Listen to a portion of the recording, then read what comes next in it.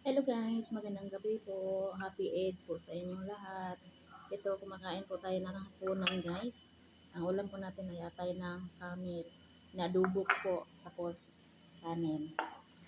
Hmm.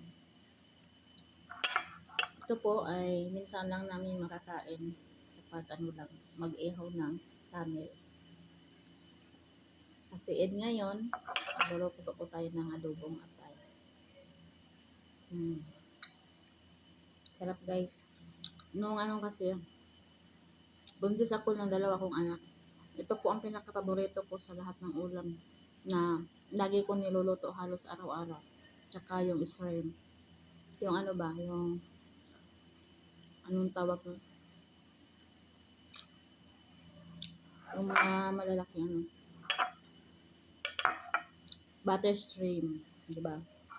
Ito atay po. Nung buntis ako, atay ng manok or atay ng baboy. Tsaka balon-balonan. Ito po yung lagi kong kinakain nung buntis ako. Kaya ngayon, nag-adobo ulit tayo ng atay kasi ako pinapaluto. Mm.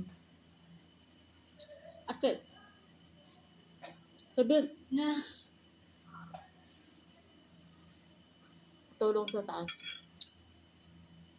Kain po tayo. Nagkamay lang ako.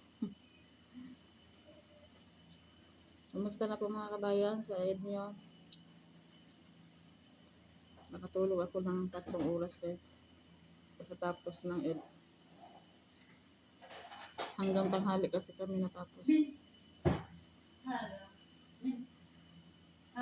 Itnen. Eh.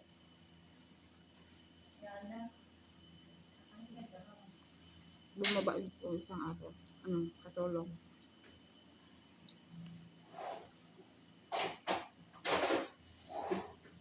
Kamay ako.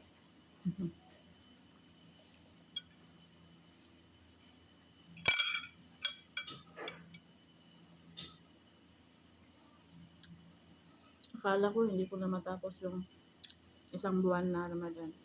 Kasi pang 10 Ramadan ko na to eh. Akala ko hindi ko na makayanan. Nakaya pa naman.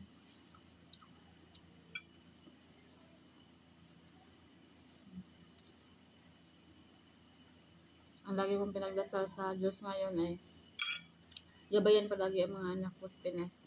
Tsaka matapos po ng walang pag-alilangan yung 2 years. Another contract. Kain po.